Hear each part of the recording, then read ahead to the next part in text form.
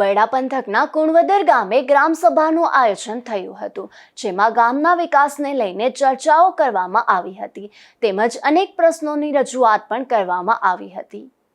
પોરબંદર જિલ્લામાં ગ્રામસભાઓનું આયોજન કરવામાં આવ્યું હતું, જેમાં પોરબંદરના કુણવદર ગામ ખાતે પણ તલાટી કમ મંત્રી અને સરપંચની અધ્યક્ષતામાં ગ્રામસભાનું આયોજન થયું હતું। ત્યારે ગ્રામજનો અને ખેડૂતો સહિતના લોકો ઉપસ્થિત રહ્યા હતા, જેમાં ગામના વિકાસના કામોને લઈને ચર્ચાઓ અને પ્રશ્નોની રજૂઆતો કરવામાં આવી હતી। ત્યારે કુણવદર ગ્રામ પંચાયત સામે લોકોનો ભારે રોષ જોવા મળ્યો હતો। છેલ્લા ઘણા વર્ષોથી અહીં લોકો અનેક પ્રકારની મુશ્કેલીનો સામનો કરી રહ્યા છે। પોરબંદરના મોટા ભાગના ગામડાઓની સરખામણીમાં કુણવદર ગામના વિકાસને લઈને લોકોમાં ભારે રોષ જોવા મળ્યો છે। ગામથી ગામને જોડતા રસ્તાઓ, મકાનો અને ગૌચર દબાણો સહિતના પ્રશ્નોને લઈને લોકોએ રજૂઆતની સાથે રોષ ઠાલવ્યો હતો। આ ગામમાં રાજકીય ગ્રહણ લાગ્યું હોય તેમ લોકો ત્રાહિમામ પોકારી ઉઠ્યા છે। ગામથી ગામને જોડતા અનેક રસ્તાઓ, જેમાં કુણવદરથી રોજડા અને કુણવદરથી લાલામામા થઈ મજીવાણા તરફ જતા રસ્તાને લઈને વિદ્યાર્થીઓ અને ખેડૂતો હાડમારી ભોગવી રહ્યા છે। ત્યારે વર્ષોથી એટલે કે 5 પેઢીથી વસવાટ કરતા ગ્રામજનોને ક્યારેય પણ સરકાર તરફથી મળતી કોઈ સહાય મળતી નથી અને સરકાર તરફથી મળતા મકાનના લાભ કે ગરીબ કલ્યાણ મેળા બાબતે પણ ક્યારેય સહાય મળેલ નથી। કુણવદર ગામનો ભરત સાજણ ગોઢાણીયા મારું નામ અને કુણવદર ગામનો ખેડૂત છું અને વર્ષોથી અમારે પોરબંદર જિલ્લાનું ગામડું કુણવદર ત્યાંથી રોજડા જતો રસ્તો અને રોજડા અને પોરબંદર બે એકબીજા જિલ્લામાં જોડતો રસ્તો દેવભૂમિ દ્વારકામાં અને 2012-13ની અંદર અમે ઘણી અરજી કરી પણ કોઈ જવાબ આવ્યો નથી અને આજે અમે ઘણીવાર બધી જગ્યાએ ટ્રાય કરી પણ જે કંઈ પક્ષ હોય કે જે કંઈ રાજકીય નેતા હોય રસ્તાનું કોઈ કામ થતું નથી અને મત આપો દર વર્ષે નેતા બદલતા આવે પણ 28 વર્ષ ત્યાં કોઈથી કંઈ થતું નથી અને બંને સરપંચ ભાજપના છે બે અને 28 વર્ષની અંદર કોઈ કામ થયું નથી।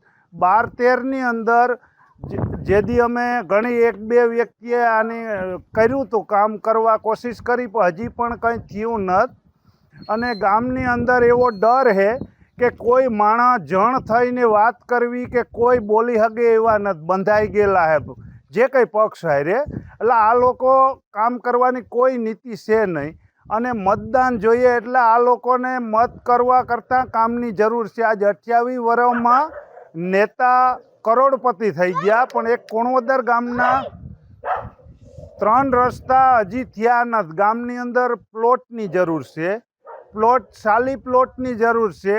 બધા આવી અને હોટલીએ બેહવા અને આગળ ટાર્ગેટ બેઠા હોય તો અહીંયા આપવાવાળા ઘણા છે બરાબર, પણ કોઈ આપણે આની અંદર કામની જરૂર છે કે સરકારની સામે કે નેતાની સામે વાત કરવી હોય તો શક્તિ જ નથી।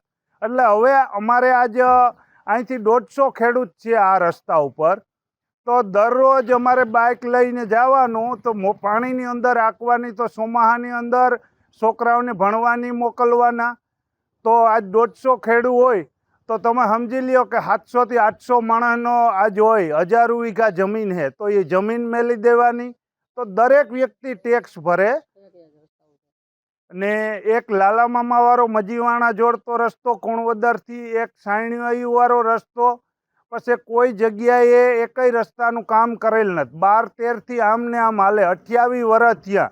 આજ અમારા ધારાસભ્ય 70-72 વર્ષના થયા તો છતાં હજી છોડતા નથી પણ છતાં આ ગામના કામ દરેક ગામની આ હાલત છે। એટલે આ લોકોને કોઈ હિસાબે કામ કરવા મજબૂર કરો અથવા તમે જે કંઈ પ્રોસિજરથી જૂના સરપંચ છે એનાથી કંઈ ન થાય તો એ લોકોને મતદાન ન કરાય અને આને ઉતારાય। અમારે રસ્તો એમરજન્સીમાં જોઈએ, રસ્તો થાય તો જ અમારે ત્યાંથી નીકળાય એવું છે। બાકી અત્યારે કુણવદરથી જે રોજડા રસ્તો છે એની ઉપર જે ટેકેદાર છે રાજકીય એના કહેવાથી રોકાણ કરેલ છે રસ્તામાં ને રસ્તો ખાલી નથી કરતા। અત્યારે બાઇક નીકળે અને પથ્થર ઉડે એમાં, એટલે 4 વ્હીલ જાય એવો રસ્તો નથી, બાવરું છે। એટલે કોઈ હિસાબે રસ્તો અમારે એમરજન્સીમાં જોઈએ. મારું નામ હસમુખભાઈ નરસિંહભાઈ ગોહેલ. હું આ કુણવદર ગામનો રહેવાસી છું. આજે 5 પેઢી ત્યાં રહું છું. મારા બાપાજીને બધી ઉત્પત્તિ અહીંયા છે. અને આજે આ ગામની અંદર 2 તારીખે સભા ભરાણી હતી, ગામ સભા. એની અંદર મેં ઠરાવ મૂકેલો છે કે મારે મકાન નથી. આજે 20-25 વર્ષ થયા હું આવી વસ્તુ જોતો આવું ગામ પ્રત્યે કે ગરીબ માણસના જે લાભાર્થી મોદી બાપા મકાન સહાય આપે છે, તો અમને હજી સુધી કંઈ પહોંચ્યું નથી. અમે ઘણી રજૂઆતો કરી, ઘણું અમે કહીએ છીએ, પણ અમારું કોઈ સ્વીકારતું, નાના માણસ છે એટલે કોઈ સ્વીકારે નહીં. પણ ગામ પ્રત્યે હું થોડીક લાગણીથી બોલું છું કે અમારા ગામની અંદર કોઈ રાજકીય નીતિથી તે કે કોઈ રાજકારણ અભાવેથી હું કોઈ બોલતો નથી. અને હું સર્વે ગામને મારા લક્ષમાં રાખીને બોલું છું કે ભાઈ અમારા નાના માણસને કંઈ પણ યોજના જોતી હોય તો અમને કોઈ મળતી નથી કે અમને કંઈ થતું નથી. તો અમે આ ગામને રજૂઆત કરીએ, અમે બધાઈને રજૂઆત કરીએ તોય પણ અમને છતાંય કંઈ મળતું નથી. પછી અમારા ગામની અંદર મુદ્દા છે, ગામ પ્રત્યે મુદ્દા છે. એક આપણે હોસ્પિટલનો છે, એક આંગણવાડીનો છે, અને એક અમારો મેન જે ગેટ છે એ આ જર્જરિત હાલતમાં છે. આજે પડી જશે અને કોઈને લાગી કરી જાય તો કેની ઉપર આપણે જવાબદારી રાખશું? ગામ ઉપર રાખશું કે કોઈ જિલ્લા ઉપર રાખશું કે રાજ્ય કક્ષા ઉપર રાખશું? કેની ઉપર રાખશું? ક્યાંય આપણાથી કોઈને બોલી શકાય નહીં. પણ તો આ અમારા ગામનો મેન ગેટ છે. આ મેન ગેટ જો પડી જાય અને કોઈકને લાગી જાય તો કોણ જવાબદારી બનશે?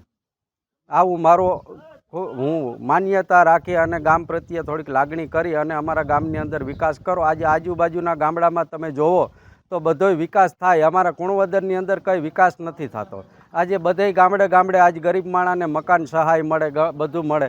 આજ અમે મોદી બાપાજી આનંદ મેળો ભરે અને એમાં જે લાભ મળે એ મેળાની અંદર આજ વર્ષો થયા બધી સરકાર, હું એમ નથી કહેતો કે આ સરકાર કે હું કોઈ ઓલું નથી કરતો, બધે મેળા મળે, પણ અમને કોઈ દી મેળાનો લાભ મળ્યો નથી.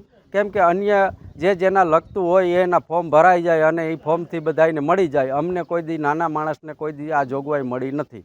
આવો અમારો આભાર છે. અમે ખૂબ ખૂબ આભાર માનીએ સરકારશ્રીનો કે અમને કંઈક આવું મળતું રહે અને અમારે પ્રત્યે કંઈક કામ કરે ગરીબ માણસ પ્રત્યે. આ મામલે અનેક વખત રજૂઆતો કરવા છતાં માત્ર રાજનીતિ જ કરવામાં આવતી હોય તેવા આક્ષેપો ગ્રામજનો દ્વારા કરવામાં આવ્યા હતા. ત્યારે અહીં રસ્તાઓ, ગામથી ગામને જોડતા રસ્તાઓ, ગરીબ આવાસ યોજનાઓ અને વાડી વિસ્તારના રસ્તાઓને લઈને લોકોમાં ભારે રોષ જોવા મળ્યો છે. ધીરુભાઈ નિમાવત, ગુજરાત ન્યૂઝ, બગવદર.